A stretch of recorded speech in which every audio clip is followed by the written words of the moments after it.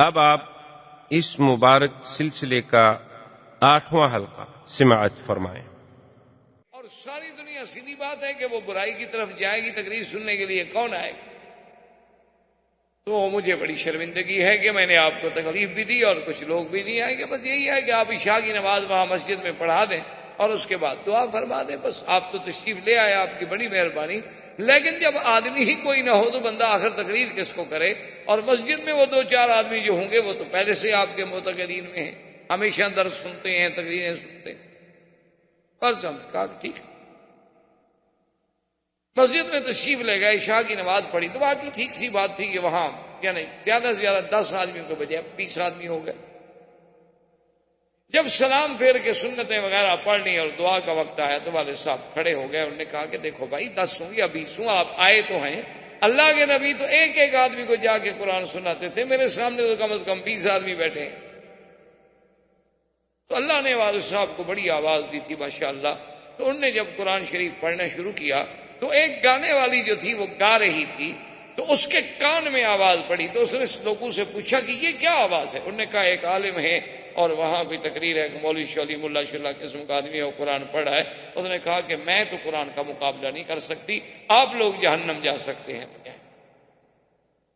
میں تو اللہ کے قرآن کا مقابلہ نہیں۔ اور اس نے کہا کہ دیکھیں جی مجھے پیسے دیں یا نہ دیں، گانا بند، جب تک اللہ کا قرآن پڑھا جائے گا اور تقریر ہوگی میں نہیں گاؤں کسی بھی شکل۔ اللہ کے قرآن کے مقابلے پہ شیطان کا کام۔ اور اس کے بعد پھر وہ باقاعدہ وہاں سے مجلس چھوڑ کے چادر ایک ڈال کے جہاں والے صاحب تقریر فرما رہے تھے وہاں آئی اور پھر سارا مجمع لوٹ آیا، کیونکہ وہ گانا وانا تو بند ہو گیا۔ تو وہاں آگے اس نے ریکویسٹ کی کہ جی میں پیچھے بیٹھ کے قرآن سن سکتی ہوں؟ نے کہا کہ ہاں سنیں، کوئی ایسی بات نہیں ہے۔ تو اللہ کا قرآن جب پڑھا جائے آدمی کتنا خراب کیوں نہ ہو، آخر انسان ہے۔ یہ اللہ کے قرآن کی تاثیر ہے کہ مقناطیس للقلوب، اللہ نے جیسے کعبے کو بنایا ہے نا دلوں کا مقناطیس، اسی طرح قرآن دلوں کو بدلنے والا۔ شرط یہ ہے کہ ذرا آپ قرآن کو محبت سے اور اخلاص سے پڑھیں، ایک رسم سمجھ کے نہ پڑھیں۔ جیسے بہت سارے ملک ہیں ان میں قرآن موجود، اور اتنی میں پڑھ رہا ایک عذاب میں پڑھ رہا تھا کہ ہالینڈ کے ایک علاقے میں جب رابطہ عالم اسلامی کا ایک وفد پہنچا تو وہاں پر جب گئے تو انہوں نے کہا کہ جی یہاں ایک مسجد ہے، اور مسجد میں گئے اور پھر انہوں نے اپنے امام مسجد سے تعارف کرایا کہ جناب یہ ہمارا امام۔ ٹھیک ہے، بات چیت ہوتی رہی۔ اب اس اثنا میں ظہر کی نماز کا وقت آ گیا تو رابطہ کے وفد والوں نے کہا کہ بھی چونکہ یہاں کا امام مسجد موجود ہے تو آپ صرف یہ نہ سمجھیں کہ چلو بھی ہم مکہ شریف سے آئے ہیں لہذا ہم نماز پڑھائیں، نہیں، امام مسجد جو ہے وہ حق ہے لہذا وہ نماز پڑھائے۔ اور دوسری بات انہوں نے کہا کہ ہم تو ویسے بھی 2 رکعت پڑھیں تو اس لیے بہتر ہے کہ مقامی امام نماز پڑھائے۔ تو انہوں نے فرمایا کہ جب اس امام صاحب نے نماز پڑھنی شروع کی تو اب جناب اللہ اکبر کر کے سبحانک اللہم بھی زور سے پڑھ رہا ہے، اور اس کے بعد سورۃ فاتحہ بھی ظہر کی نماز میں، اور اس کے بعد قل اللہ احد بھی زور سے، پھر رکوع میں سبحان رب العظیم بھی زور سے، سمع اللہ زور سے، اسی طرح، اور 2 رکعتیں پڑھا کے سلام پھیر دیا۔ ہم نے کہا خدا کے بندے تم نے 2 رکعتیں کیسے پڑھائی؟ اس نے کہا ہم تو بات یہ ہے کہ ایک دفعہ میں گیا تھا فلاں جگہ تو وہاں عربوں کا ایک بہت بڑا اجتماع تھا تو انہوں نے ظہر میں 2 رکعتیں پڑھی تھی، حالانکہ وہ جمعہ کا دن تھا، اور شریف آدمی نے جمعہ پڑھا تھا نا، جمعہ اور ظہر میں فرق نہیں کر سکا۔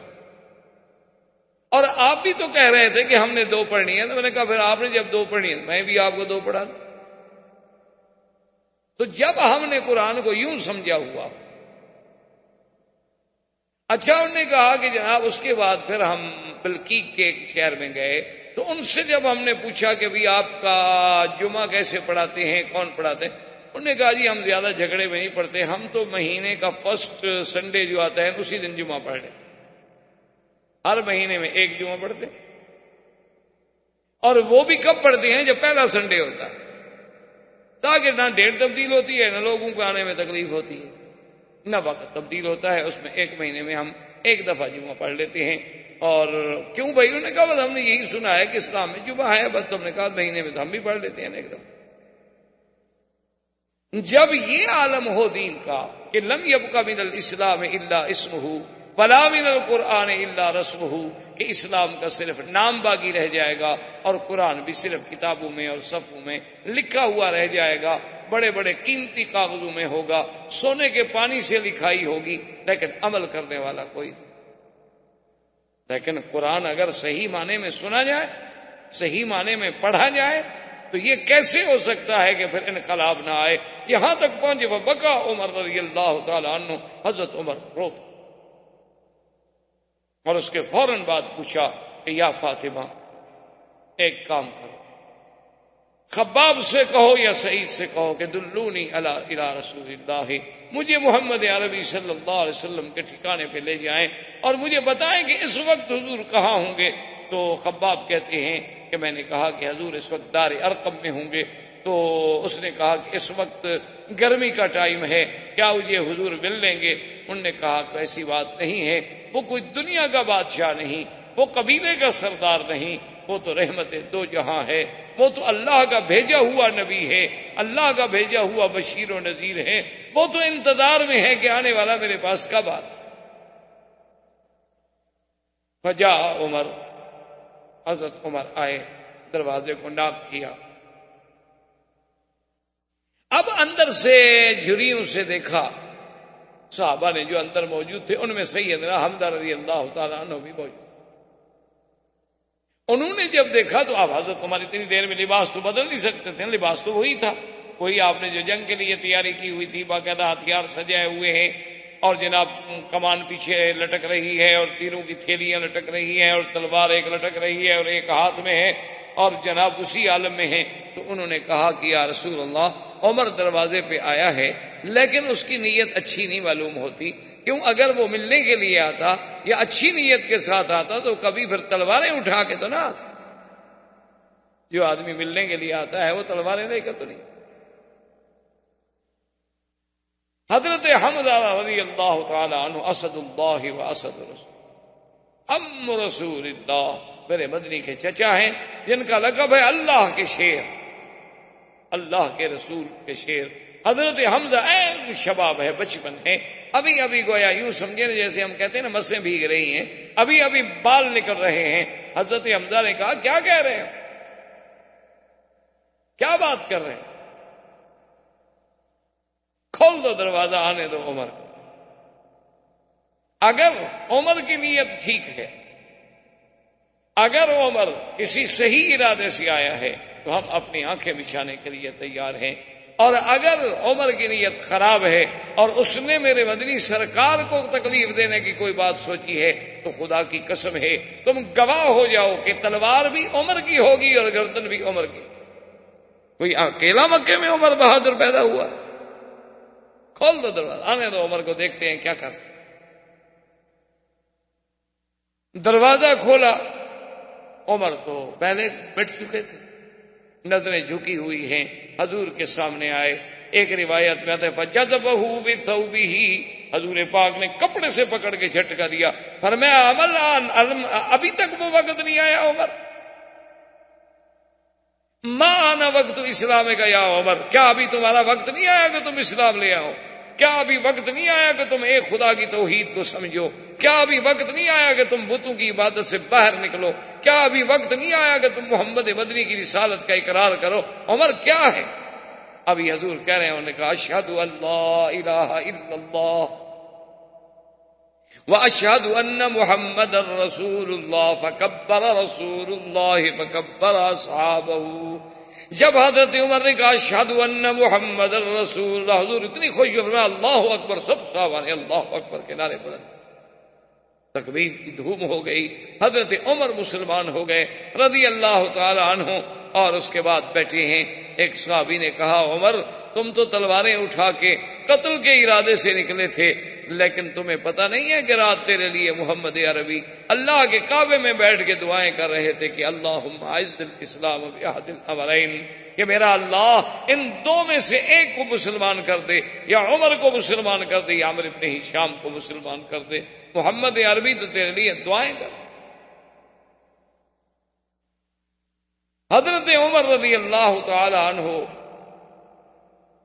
کہ اسلام سے اتنی خوشی ہوئی صحابہ کو، اتنی خوشی ہوئی صحابہ کو کہ جس کا کوئی تصور نہیں ہو، اور بلکہ ایک روایت میں ہے کہ جبریل اور انہوں نے آ کے کہا کہ یا محمد آج تو آسمانوں پر اللہ کے فرشتے بھی خوشی کر کہ اسلم عمر مسلمان ہو، وہ جبار جو سب سے بڑا دشمن تھا، جو سب سے بڑا مخالف تھا، جو سب سے بڑا معارض تھا، آج وہ بھی اسلام لے آیا۔ تو کچھ دیر گزر گئی تو اس کے بعد عمر رضی اللہ تعالی عنہ نے حضور کی خدمت میں عرض کیا کہ یا رسول اللہ میں ایک بات کہتا ہوں۔ حضور نے فرمایا کہو عمر کیا بات؟ حضور نے کہا حضور السنا علی الحق وهم علی الباطل۔ عمر ہے نا جی، اب کری یہ زبان ہے، یہ تو عمر ہے نا جسے تاریخ مانتی ہے، دنیا مانتی ہے، تاریخ انسانیت میں ایسے لوگ بڑے کم پیدا ہوئے، اتنے بڑے جینیس۔ اس نے کہا کہ یا رسول اللہ صلی اللہ علیہ وسلم السنا علی الحق وهم علی الباطل، کیا یہ بات ٹھیک نہیں کہ ہم حق پر ہیں اور مکے کے مشرکین جو ہیں وہ باطل پہ ہیں؟ حضور نے فرمایا بالکل۔ اس نے کہا حضور یہ کیا بات ہوئی کہ یعبد اللات والعزیٰ، کہ لات و عزیٰ جیسے جھوٹے خداؤں کی عبادت تو کھل کے کی جائے مکے میں، جھوٹے معبودان باطلہ منات ہے، لات ہے، عزیٰ ہے، یہ کیا ہے؟ اب تو میری آنکھیں کھل گئی ہیں نا، یہ تو حجر ہے، اصنام ہے، کیا ہے؟ کچھ بھی نہیں۔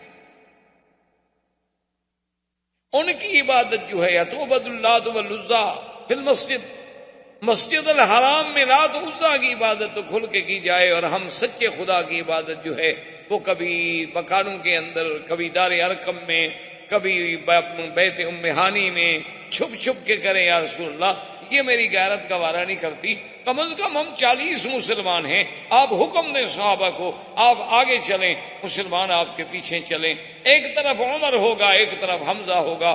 آج ہم دیکھتے ہیں کہ کون قریش ہم کو روکتے، آج بھی مہربانی کریں، ہمیں ایک دفعہ تو کھل کے عبادت کر رہے تھے۔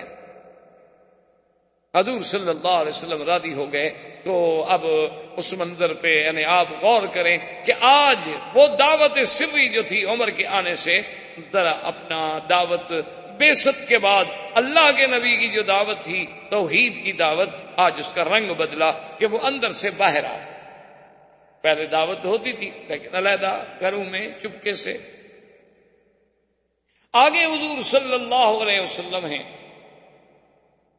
اور پیچھے 40 صحابہ ہیں، دائیں آپ کے سیدنا حمزہ ہیں، بائیں حضرت عمر ہیں، اور سب صحابہ جو ہیں، ایک حدیث میں آتا ہے، ایک روایت میں آتا ہے کہ بس تھوڑے تھوڑے وقفے سے یہ کہہ رہے ہیں کہ لا الہ الا اللہ اللہ اکبر، لا الہ الا اللہ اللہ اکبر، یہ کہتے ہوئے بڑھ رہے ہیں۔ اسی پہ اقبال نے کہا تھا نا، اگرچہ بت ہیں جماعت کی آستینوں میں، مجھے ہے حکم اذان لا الہ الا اللہ۔ حضرت عمر ساتھ ہیں، اور قریش کو پتہ چلا، انہوں نے کہا کہ اسلم عمر مسلمان ہو گیا۔ اب قریش بھاگ کے آ رہے ہیں، روسائے قریش ہے، ابی جہل ہے، ابی لہب ہے، عتبہ ہے، عتیبہ ہے، شیبہ ہے، ربیعہ ہے، ولید ابن المغیرہ ہے، عقبۃ ابن ابی معیط ہے، امیہ ابن خلف ہے، ابی ابن خلف ہے، بڑے بڑے روسائے قریش، بڑے بڑے سادات قریش ہیں۔ ان کو جب پتہ لگا تو گھروں سے نکل آئے، آگے دیکھا، اور پھر جناب اس زمانے میں جب 40 آدمی اللہ کا نام لینے والے ہوں، ہماری طرح تو نہیں نام لیتے تھے، وہ تو پورے مکے کی گلیاں گونج رہی تھیں، اللہ کا حرم گونج رہا تھا، مکے کے پہاڑ گونج رہے تھے، معلوم ہوتا تھا کہ پہاڑ بھی ساتھ ذکر کر رہے ہیں اور اللہ کا نام لے رہے ہیں، اور صحابہ کی جماعت چلی جا رہی ہے کہ لا الہ الا اللہ اللہ اکبر اللہ اکبر، اور سارے قریش کھڑے ہیں حیران ہو کے، دیکھ رہے ہیں کہ یہ کیا ہو گیا، یہ کیا ہو، کیسا انقلاب آ گیا۔ جب بالکل مسجد الحرام کے قریب آئے تو عمر نے کان جہیر الصوت، حضرت عمر بڑے بلند آواز، بڑا اللہ نے انہیں یعنی جبروت، طاقت، قوت، صلاحیتوں سے نوازا تھا، اتنی آواز میں شدت تھی کہ کبھی اگر بعض مورخین تو ایسا بھی لکھتے ہیں کہ عمر کبھی اگر غصے میں آ کے دھاڑ دیتے تھے تو عورتوں کے حمل گر جاتے، لیکن یہ بات ہمیں کسی حدیث میں نہیں۔ بہرحال اتنا کوئی شک نہیں کہ بلند آواز۔ حضرت عمر کھڑے ہو گئے، قافلہ رک گیا، اور کفار قریش کو مخاطب ہو کے کہا کہ اس نے کہا کہ سودائے قریش، روسائے قریش، سن لو، اگر تم میں سے کسی کو شک ہو ابن خطاب پر تو سن لو تم بھی کہ اشہد ان لا الہ الا اللہ واشہد ان محمد رسول اللہ، اور اس کے بعد میں تمہیں کہتا ہوں آگے بڑھو اگر آج تم نے اپنے بچوں کو یتیم کرانا، اور آج جس کو یہ شوق ہو کہ اس کی عورت بیوہ ہو جائے، بچے یتیم ہو جائے، تو عمر کی تلوار کا مقابلہ۔ اب قریش تو ان کے لیے تو یہ صدمہ ایسا تھا نا کہ اسی میں وہ آدھے پاگل ہو گئے، ان کی ہمتیں تو اسی میں ٹوٹ چکی تھی کہ پہلے تو مسلمان ہوتا تھا نا جی، خباب، حضرت بلال، یاسر، عمار، بی بی سمیہ، بی بی نہدیہ، غریب ضعیف کمزور لوگ، عبداللہ ابن مسعود رضی اللہ تعالیٰ عنہ آئے، ابی ذر رضی اللہ تعالیٰ عنہ آئے، بڑے ضعفاء لوگ تھے۔ عمر تو آخر ایک قریش میں سے ایک بہت بڑے ستون تھے، تو ان کے لیے تو پہلے ابھی وہ اس حیرت سے نہیں نکلے تھے، لیکن مقابلہ کریں تو کیسے کریں۔ حضرت عمر رضی اللہ تعالی عنہ نے آپ کی قیادت میں حضور صلی اللہ علیہ وسلم سرکار کی غلامی میں آئے، مکے میں آ کے ذکر اللہ کا نام ہوا، عبادت کی گئی، نمازیں پڑھی گئیں، اور اس کے بعد پھر مسلمان حضور صلی اللہ علیہ وسلم کے ساتھ اسی طرح جس انداز میں آئے تھے واپس اپنے اپنے گھروں کو چلے گئے۔ اب قریش نے کہا کہ دار الندوہ میں میٹنگ بلاؤ، یہ تو بڑا مشکل مسئلہ ہو، اب کیا کریں؟ دار الندوہ میں جب جمع ہوئے، بڑے بڑے سردار جمع ہوئے، انہوں نے کہا کہ اب مشورہ کریں، اب ہمارے پاس کیا حل ہے، یہ تو حضرت عمر بھی مسلمان ہو گیا۔ انہوں نے کہا ایسا کرتے ہیں کہ آج ایک نئی تجویز رکھتے ہیں حضور صلی اللہ علیہ وسلم کے سامنے۔ انہوں نے کہا جی وہ کیا تجویز ہے؟ انہوں نے کہا ایک نئی تجویز پیش کرتے ہیں حضور صلی اللہ علیہ وسلم کے سامنے، اور ہمیں بالکل یقین ہے کہ اس تجویز پہ اللہ کے نبی جو ہیں وہ مان گئے۔ حضور صلی اللہ علیہ وسلم تشریف لائے، آپ کو بلایا گیا۔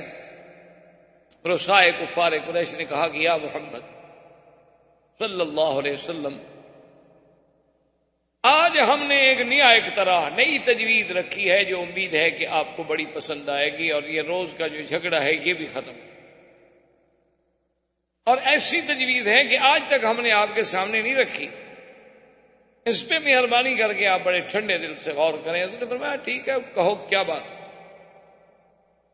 انہوں نے کہا کہ بات یہ ہے کہ ہم نے اب یہ فیصلہ کر لیا ہے کہ آپ اور ہم صلح کر لیتے ہیں، ایک دن جو ہے آپ ہمارے خداؤں کی عبادت کریں اور ایک دن ہم آپ کے خدا کی عبادت کرتے ہیں، صلح کر لیں، جھگڑا ختم کر۔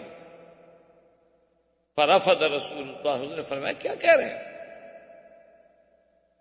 انہوں نے کہا اچھا حضور اگر آپ کو یوں منظور نہیں نا، چلو ایسا کریں، ایک دن جو ہے آپ ہمارے آلہہ کی تعظیم کریں، عبادت کریں، ان پہ آپ سلام کریں، ان پہ آ کے مسا کریں، انہیں چومیں چاٹیں، اور 8 دن جو ہے نا ہم آپ کے خدا کی عبادت کریں گے۔ دیکھو ہم 8 دن، آپ ایک دن۔ حضور نے فرمایا یہ بھی قبول نہیں۔ انہوں نے کہا اچھا حضور ہم ایک قدم اور آگے بڑھتے ہیں کہ آپ ایک دن عبادت کریں، ہم 1 مہینے تک آپ کے خدا کی عبادت کریں۔ حضور نے فرمایا یہ بھی قبول نہیں۔ انہوں نے کہا کہ اچھا جناب ہم اس سے بھی اور آگے جاتے ہیں، آپ 1 دن کے لیے ہمارے خدا کی عبادت کریں، ہم 1 سال تک آپ کے خدا کی عبادت کریں گے، چلو مسئلہ ختم کرو، جھگڑا تو نہ ہو نا۔ حضور نے فرمایا بدبختو تم کیا سمجھ، 1 دن عبادت کرو یا 1 گھڑی عبادت کرو، بندہ تو کافر ہو گیا۔ غیر اللہ کی عبادت جو ہے وہ یہ تو نہیں ہے نا کہ جیسے آج کل مسلمان ہیں نا جی ماشاءاللہ، وہ بھی باہر تبوت شاہ حسین، ایک فارسی میں محاورہ مشہور ہے کہ ہر تبوت پہ شاہ حسین کہنے کے لیے ہماری قوم تیار ہے، ان کو حضرت حسین کی شہادت سناؤ یہ رونے لگ جاتی ہے، ان کو کہو یزید بہت بڑا بہادر تھا، بہت بڑا ایڈمنسٹریٹر تھا، پھر بھی خوش ہو جاتی ہے، اچھا آدمی بڑا اچھا تھا، منتظم تھا، دیکھو نا اتنا بڑا حادثہ ہو گیا، کنٹرول کیسے کیا، کوئی گڑبڑ کی، ہلنے نہیں دیا کسی کو، تم ایک سید کو مار کے دیکھ لو، اس پہ بھی حاضر ہیں، تعریف کرنے کے لیے تیار ہیں ماشاءاللہ۔ ان سے کہو ماشاءاللہ کہ جناب کل نماز پڑھیں گے، بارش آ جی، کہیں گے بہت اچھی بات ہے، اور کہیں گے جی رات اچھی فلم لگی ہو، کہیں ٹھیک ہے جی ادھر بھی چلیں، کوئی ایسی بات نہیں، دونوں راضی رہیں، اللہ بھی راضی رہے، شیطان سے بھی تعلق قائم رہے۔ صبح کو پی اور شام کو توبہ، رند کے رند رہے اور مسلمانی بھی نہ گئی۔ ماشاءاللہ مسلمان بھی ہیں، وہ تو رات کو پیتے ہیں نا، دن کو تو نماز پڑھتے ہیں۔ تو اس لیے ان کو سمجھ، حضور نے فرمایا ظالمو کیا کہہ رہے ہو؟ اللہ کے قرآن کی یہ سورت جو تھی نا، قل یا ایھا الکافرون لا اعبد ما تعبدون ولا انتم عابدون ما اعبد ولا انا عابد ما عبدتم ولا انتم عابدون ما اعبد لکم دینکم ولی دین۔ اللہ نے فرمایا میرے مدنی کھڑے ہو کے برات کا اعلان کر دیں کہ کافروں کیا لا اعبد ما تعبدون، میں تو ہرگز عبادت نہیں کر سکتا ان چیزوں کی جن کی تم پوجا کرو۔ اور تم کیا کرو گے کہ ایک دن اگر اپنے خدا کو پوجو گے تو پھر میرے خدا کو عبادت کرنے کا کیا مطلب ہوا؟ یہ کیا بات ہوئی کہ قبر پہ بھی سجدہ اور خدا کے گھر پہ بھی سجدہ؟ یہ کیا بات ہوئی کہ یا اللہ تو بھی رحم فرما اور یا علی تو بھی مشکل کشائی کر دے، یا رب العالمین، یا ارحم الراحمین، اور یا دستگیر اور یا معین الدین اجمیری؟ یہ کیا تماشا ہے؟ یہ کوئی دین تو نہیں ہے۔ لکم دینکم ولی دین، پھر تمہیں تمہارا دین مبارک، مجھے میرا دین، تمہیں تمہارا طریقہ مبارک، ہمیں ہمارا طریقہ مبارک، ہم اپنی بات پہ رہیں گے۔ تم باطل کو نہیں چھوڑنا چاہتے ہو اور اللہ کے نبی سے تقاضا کرتے ہو کہ وہ حق کو چھوڑ دے۔ اب کافر اس سے بھی ناکام ہو کہ بھئی یہ بات بھی ہماری نہ چلی، اب ہم نے تو بڑا اچھا راستہ نکالا تھا، اسی لیے جیسے ہوتا ہے نا جی آج کل لوگ کہتے ہیں کہ دیکھو نا جی بہرحال دیکھیں آپ لوگ اتنے سخت مولوی بھی نہ بنا کریں، ہم بھی آپ کی تقریریں سننے کے لیے آ جاتے ہیں تو کبھی کبھی آپ بھی ہمارے ساتھ چلے جایا کریں، کوئی خاص فرق نہیں پڑتا، آدمی تھوڑا سا نرم ہونا چاہیے۔ یہ جو سختی ہے نا مولویوں میں کہ ہر وقت دین اور ہر وقت نماز اور ہر وقت روزہ اور ہر وقت اللہ کا نام اور ہر وقت داڑھی رکھو، ہر وقت مسواک کرو، یار یہ کیا ہے؟ بس ایک دفعہ آپ نے کہہ دیا، پڑھے لکھے لوگ ہیں، سمجھدار ہیں، ہمارا دین قبول کرنے کو جی نہیں چاہتا، یہی بے عین ہی کافر کہتے تھے۔ اس لیے قرآن نے کہا وَدُّوا لَوْ تُدْهِنُوا فَيُدْهِنُونَ، اللہ نے فرمایا میرا نبی کافر تو یہ چاہتے ہیں کہ ذرا تم نرم ہو جاؤ تاکہ وہ بھی نرم ہو جائیں۔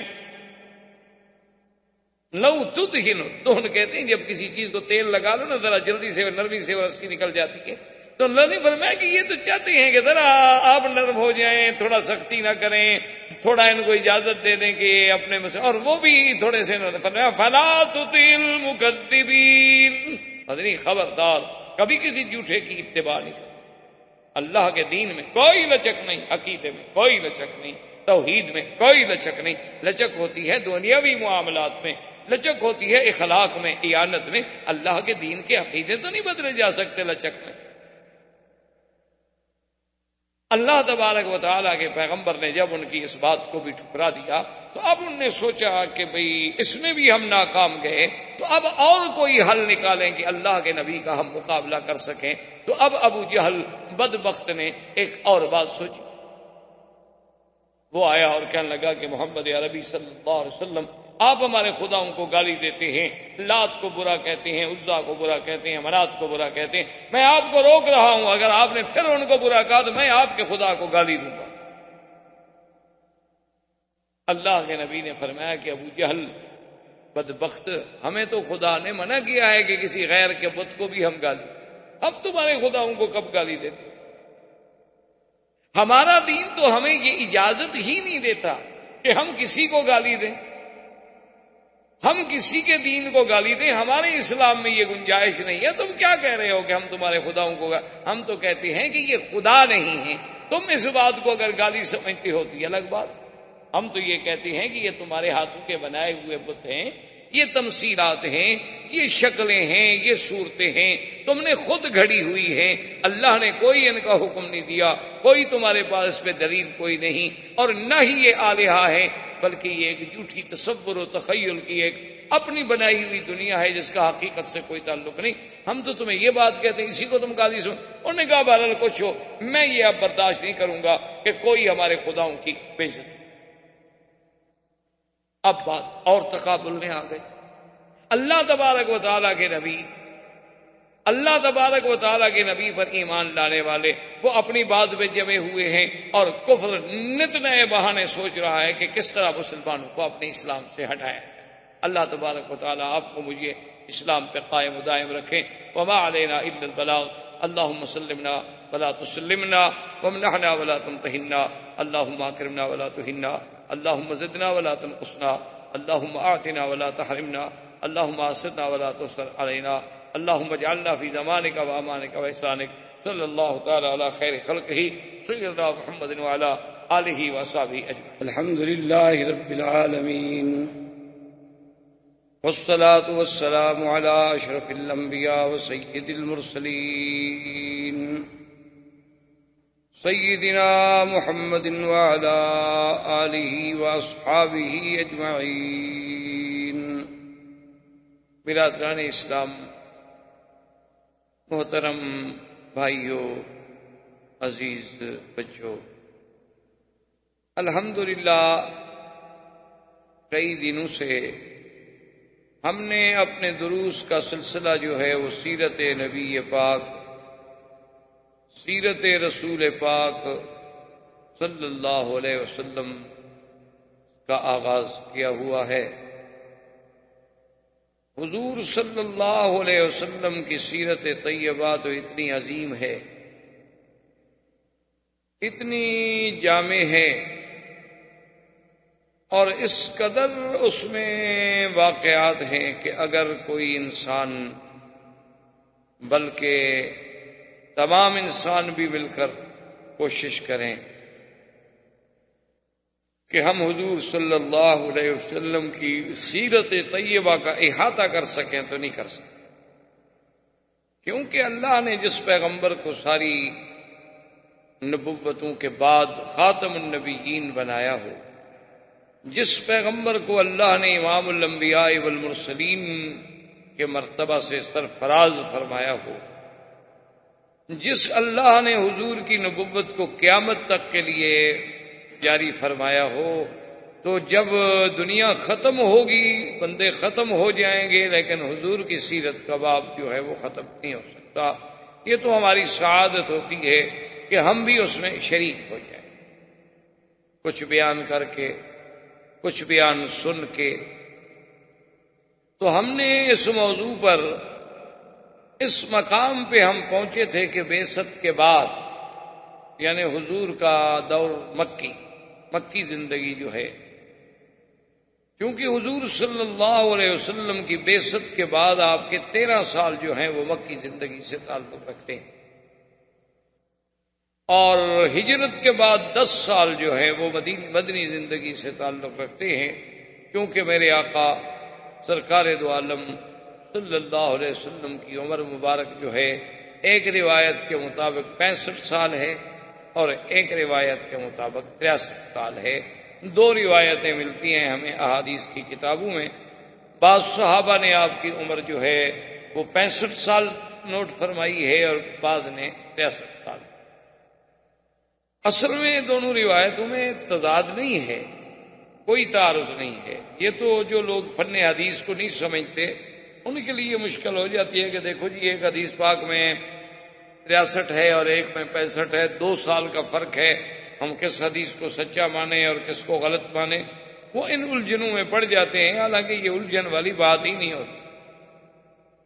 جو لوگ فن حدیث سے واقف ہیں اور جو لوگ عادات عرب پر نظر رکھتے ہیں، وہ جانتے ہیں کہ کبھی کبھی عرب جو ہیں قصور کو نہیں گنتے، اور کبھی کبھی جو ہے قصور کو بھی پورا گن لیتے ہیں۔ کیا معنی؟ مثلا 1 سال اور 4 مہینے، تو 4 مہینے نہیں گنتے۔ جیسے آپ کے ہاں بھی ایک رواج ہے کہ آپ نے کسی کا 1,10,555 روپے دینے ہوں نا، وہ کہتے یار ٹھیک ہے بس 1,10,000 چھوڑو، بس راؤنڈ فگر کی بات کرو. تو ہمارے ہاں بھی یہ چیز ہے، عرب میں بھی یہ چیز ہے. اب حضور صلی اللہ علیہ وسلم کی پیدائش چونکہ ربیع الاول میں ہوئی تو نئے سال سے تو 3 مہینے گزر گئے تھے، اس لیے بعض راویوں نے اس ربیع الاول والے سن کو گنا ہی نہیں، جو باقی پورے سال تھے وہ بتلا دیے. اور 12 ربیع الاول کو ہی وفات ہوئی تھی، تو جب 2 سال نہ گنے جائیں تو 63 سال ہوگی. اور جنہوں نے ان کو بھی پورا سال شمار کیا تو 65 سال ہو گئی. حالانکہ حدیثیں دونوں صحیح ہیں. تو 65 سالہ زندگی مبارک جو ہے وہ یوں ہے کہ پہلے تو پیدائش کے بعد آپ 40 سال تک مکے میں تھے، لیکن نبوت نہیں ملی تھی. اللہ کے علم میں تو حضور کی نبوت کے فیصلے ہو چکے تھے، لیکن حضور صلی اللہ علیہ وسلم کو مبعوث نہیں فرمایا گیا، وحی نازل نہیں ہوئی، حکم نہیں دیا گیا. 40 سال کے بعد جب وحی اتری، اب حضور صلی اللہ علیہ وسلم نے مکے میں جو زندگی گزاری تو وہ 13 سال. جب سرکار کی عمر مبارک 53 سال ہو گئی تو آپ نے پھر ہجرت فرمائی مدینہ منورہ کے لیے، اور 10 سال زندگی مبارک کا حصہ جو ہے وہ مدینہ منورہ میں گزرا. اس لیے اب آپ کی زندگی کو 2 حصوں میں تقسیم کیا جاتا ہے، ایک حصہ مکی زندگی کہلاتا ہے اور ایک مدنی زندگی کہلاتا ہے. اسی لیے آپ دیکھا نہیں قرآن پاک جب پڑھتے ہیں ماشاءاللہ آپ دیکھتے ہوں گے کہ بعض صورتوں میں لکھا ہوتا ہے مکی صورت ہے اور بعض صورتوں میں لکھا ہوتا ہے کہ مدنی صورت ہے. تو اس کا معنی یہی ہوتا ہے کہ جو آیات کی ہجرت سے پہلے اتری ہیں مکی زندگی میں وہ مکی ہیں، اور جو ہجرت کے بعد اتری ہیں چاہے کہیں اتریں لیکن اتری وہ مدنی زندگی میں ہیں، لہذا ان کو مدنی کہا جاتا ہے. تو حضور صلی اللہ علیہ وسلم کے یہ 13 سال جو تھے نا یہ بہت بڑے امتحان تھے. یہ اتنا بڑا امتحان تھا، اتنا بڑا امتحان تھا کہ جس کا آدمی سوچ نہیں سکتا، تصور نہیں کر سکتا. اسی لیے علماء نے لکھا ہے کہ جب بھی کوئی آدمی دین کا کام کرے گا تو اس کو لازماً علی منہاج النبوت کام کرنا پڑے گا کہ حضور کے عین طریقے پہ چلے. اب حضور صلی اللہ علیہ وسلم نے جب سب سے پہلے دعوت دی، انذار کا کام شروع ہوا، تو وہ سارے دوست، وہ سارے رشتہ دار، وہ سارے اقارب، وہ سارے احباب جو تھے وہ دشمن بنے، فوراً بنے. اور دشمنی کی بھی کوئی حد ہوتی ہے. آپ نے پچھلے دروس میں سن لیا ہے کہ کس طرح صحابہ کو انگاروں پہ لٹایا گیا، کس طرح صحابہ کو پھانسیوں پہ چڑھایا گیا، کس طرح صحابہ پہ ظلم و تشدد کے پہاڑ توڑ ڈالے گئے. لیکن اللہ کی شان ہے، امتحان کی مدت طویل ہے، اور اللہ کا حکم ہے کہ میرے مدنی صلی اللہ علیہ وسلم خالص صبر کرنا ہے، کوئی جواب نہیں دے. جب یہ تشدد اور ظلم حد سے بڑھا تو عقبۃ ابن ابی معیط ایک شخص تھا، اس نے سوچا کہ میں کوئی حل نکالوں، کوئی راستہ نکالوں. لیکن نا جی آخر کوئی آدمی بھی عقل والا ہو، انسان ہو، تو کسی پہ ظلم ہوتا ہوا دیکھ کے آخر اس کا بھی تو کبھی نہ کبھی دل پسیج ہی جاتا ہے. اس کے دل میں بھی رحم آیا کہ بھی آخر یہ رات دن کا تشدد جو ہے یہ کوئی مسئلے کا حل نہیں ہے. تو اس نے کہا میں دعوت کروں اور دعوت میں بلا کے اس مسئلے پر کوئی حل کریں، کوئی کوشش کریں، کوئی راستہ نکل آئے. اس نے بڑے بڑے لوگوں کو دعوت دی اور سرکار دو عالم صلی اللہ علیہ وسلم سیدنا محمد الرسول اللہ آقا انعامدار کو بھی دعوت دی. حالانکہ کافر ہے، مشرک ہے پکا. جب حضور صلی اللہ علیہ وسلم دعوت پہ آ گئے، لوگ بھی دعوت پہ آ گئے، تو حضور صلی اللہ علیہ وسلم چپ کر کے بیٹھ گئے. تو عقبۃ ابن ابی معیط نے کہا کہ آقا میں نے آپ کو دعوت دی ہے، آپ آگے بیٹھیں اور سالہ طعام پہ بیٹھیں، کھانا کھائیں. آپ نے فرمایا واللہ لا، آپ نے فرمایا خدا کی قسم ہے میں تمہاری دعوت میں کھانا نہیں کھاؤں. اب عرب کے لیے یہ بات جو تھی ایک بہت بڑا عیب تھی کہ مہمان گھر میں آئے، اسے دعوت دی جائے اور وہ کھانا نہ کھائے. یہ بہت بڑی بات تھی. ہمارے یہاں کے تو روایات الگ ہیں نا. ہمارے یہاں تو مہمان کھانا نہ کھائے تو ہم سمجھتے ہیں اچھا ہوا، بلا ٹل گئی، جان چھٹی، چلو ایک آدھا دفعہ رسمن کہہ دیتے ہیں. حالانکہ عرب روایات اس کے بالکل الٹ ہیں۔ اسی لیے آپ نے دیکھا نہیں کہ حضرت سیدنا ابراہیم الخلیل علیہ السلام کے جب مہمان آئے تو فوراً آپ نے بچڑا ذبح کیا، بھونا، اس کو اٹھا کے لائے، بیوی ساتھ ہے، خود ساتھ ہیں، خدمت کے لیے خود کھڑے ہوئے ہیں، اور رکھا وقربہ الیہم فقال الا تاکلون، کہا بھی آؤ کھائے۔ اب وہ چپ کر کے بیٹھے ہوئے ہیں۔ فاوجس منہم خیفۃ، ابراہیم علیہ السلام ڈر گئے، انہوں نے کہا یہ کھانا جو نہیں کھا رہے پر یہ دوست نہیں۔ تو پھر انہوں نے بتایا، انہوں نے کہا ابراہیم الخلیل آپ نہ ڈریں، ہم تو اللہ کے فرشتے ہیں، ہم تو کھاتے ہی نہیں نا، ہم تو کھانے سے پاک ہیں، اور آپ نے تو پوچھا ہی نہیں ہم سے، اور آپ چپ کر کے چلے گئے اور فوراً بچھڑا ذبح کر کے تشریف لے آئے۔ تو اب آپ کو تسلی ہوئی۔ تو کسی کا کھانا نہ کھانا جو ہے یہ کوئی معمولی سی بات نہیں ہوتی، اور یہ بہت بڑی اہانت شمار ہوتی تھی کہ میں نے دعوت کی ہے اور مہمان کھانا نہیں کھاتا۔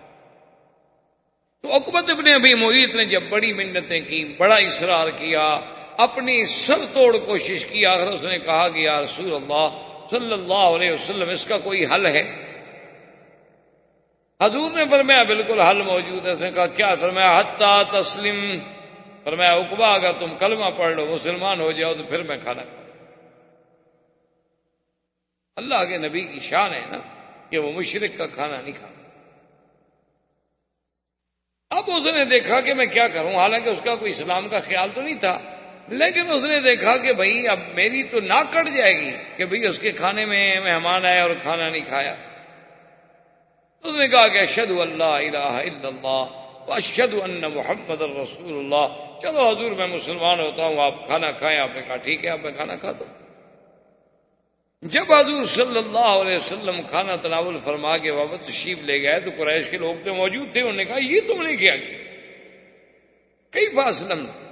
انہوں نے کہا کمال ہے، وہی میری عزت کا مسئلہ تھا اور اب میں اسلام لا چکا ہوں۔ لیکن ابی ابن خلف وہ بھی مشرک، اس نے ساتھیوں سے کہا کہ ٹھیک ہے تم بحث نہ کرو، یہ جانے اور میں جانوں۔ اس نے اس سے اتنا مجبور کیا، اتنا مجبور کیا، اتنا مجبور کیا کہ اس نے کہا کہ اچھا ٹھیک ہے میں دین نبی چھوڑنے کے لیے تیار ہوں، بس تم لوگ ایسا نہ ہو کہ ساری برادری مجھ سے ناراض ہو جائے تو میں دین۔ انہوں نے کہا کہ نہیں، ہم اس طرح نہیں مانیں گے، ہم تو تب مانیں گے۔ اس بدبخت نے کہا نعوذ باللہ کہ تم جا کر حضور صلی اللہ علیہ وسلم کو سامنے کھڑے ہو کے کہو کہ میں نے اسلام کو چھوڑ دیا ہے اور نعوذ باللہ حضور کی طرف تھوک کے آؤ۔ تو یہ وہ عقبۃ ابن ابی معیط ہے۔ یعنی آپ اندازہ کریں کہ اللہ کا نبی بیٹھا ہو حرم میں اور ایک آدمی آ کے تھوک دے، حضور کے دل پہ کیا گزری۔ آج تو آپ تھوڑا سا بھی دین کا کام کریں، تھوڑی سی آپ کسی کو دین کی بات کریں، وہ ناراض ہو جائے تو آپ کہتے ہیں دیکھو جی میری بےزتی ہو گئی، ٹھیک ہے چھوڑو یار آئندہ ہم نہیں کریں گے، ہمیں کیا پڑی ہے کہ ہم خام خواہ اپنی بےزتی کراتے رہیں۔ لیکن اللہ کے نبی کا مقام دیکھیں اور اس کے ساتھ دشمن کا انتقام دیکھیں کہ وہ بدبخت آتا ہے، سامنے کھڑے ہوتا ہے اور تھوکتا ہے اور چلا جاتا ہے۔ اسی کے بارے میں قرآن پاک میں آیا کہ ابی ابن خلف جب مرا اور اللہ کا عذاب اس پہ شروع ہوا تو قرآن نے اس آیت میں اشارہ کیا ہے یا ویلتا لیتنی لم اتخذ، یا ویلتا لیتنی لم اتخذ فلانا خلیلا لقد اضلنی عن الذکر بعد اذ جاءنی وَكَانَ الشَّيْطَانُ لِلْإِنسَانِ خَذُولًا، کہ وہ حسرت کرے گا، تندم کرے گا اور کہے گا ہائے کاش اس بندے کو میں دوست نہ بناتا، اس کی بات میں نہ مانتا، میں اسلام کو نہ چھوڑتا، میں حق کی صداقت کو قبول کرنے کے بعد راستے سے نہ ہٹتا، لیکن اسی شخص نے مجھے بہکایا، اسی نے مجھے بھٹکایا اور اسی نے مجھے صراط مستقیم سے علیحدہ کر دیا۔ اور شیطان تو چاہتا یہی ہے کہ انسان کو ذلیل ذلت میں ڈالے۔ ان تمام واقعات کے بعد قریش نے ایک اور مشورہ کیا، انہوں نے کہا کہ یہ ہے کہ حضور صلی اللہ علیہ وسلم کے گھر کے قریب دیکھو بھی کس کس کے گھر ہیں۔ تو ابی لہب کا گھر بالکل قریب تھا، اسی طرح اور کفار قریش کے کچھ لوگ تھے جن کا گھر جو ہے حضور صلی اللہ علیہ وسلم کے گھر کے بالکل قریب تھا، تو ان بدبختوں نے یہ طے کر لیا کہ اپنے گھر کا کوڑا کرکٹ گندگی جتنی ہے نا سب جا کے حضور کے گھر کے آگے ڈال دیا کرو روزانہ۔ اب اس زمانے میں یہ تو تھا نہیں کہ بلدیہ کی گاڑیاں آئیں گی، ملازم آئیں گے، وہ جھاڑو لگائیں گے، صفائی کریں گے، تو کوئی دور ہی نہیں تھا۔ ہر آدمی کو اپنے گھر کی صفائی کرنی پڑتی تھی، اور اگر کوئی بڑا آدمی ہوا تو اس نے ذاتی نوکر رکھ لیے، اور حضور صلی اللہ علیہ وسلم کے پاس تو نوکر تھا کوئی نہیں۔ یعنی آپ اندازہ کریں انتقام کی شکلوں کا کہ وہ جناب سارا جو ہے نا نعوذ باللہ روزانہ کا انہوں نے معمول بنا لیا کہ جب ان کے گھر کا کوڑا کرکٹ اکٹھا ہو جائے وہ رات کو آگے حضور کے گھر کے آگے ڈال کے چلے جائے۔ اب ایک آدمی کے گھر کا کوڑا کرکٹ بھی ہٹانا مشکل ہوتا ہے، جبکہ 10 گھروں کا نعوذ باللہ روز ڈال دیا جائے تو کیا عالم ہوگا۔